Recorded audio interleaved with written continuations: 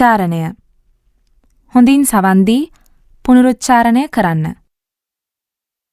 කොරියානු භාෂාවේ ඉදිරියෙන් ඇති අක්ෂරයේ පුනර්වර්ති ල හල් කිරීමක් යෙදිලා ඊට පිටුපසින් තියෙන අක්ෂරය ඊ, යා, යෝ, යෝ, යු ස්වර යෙදෙනවා නම් පසුපසින් තියෙන අක්ෂරයේ මුල් ව්‍යංජනය ලෙස ල එකතු කරලා ල ලෙස උච්චාරණය කරනවා.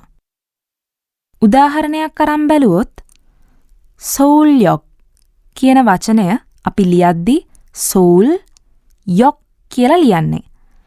නමුත් උල් ල හල් කිරීමකින් ඉවර වෙලා ඊට පිටුපසින් යෝ කියන ස්වරය යෙදිලා තියෙනව නේද?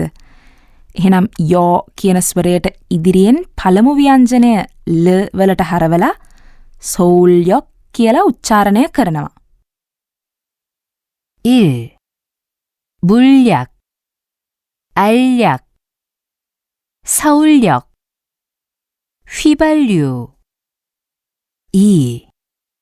할일, 18. 3. 서울역에 가요. 4. 할 일이 많아요.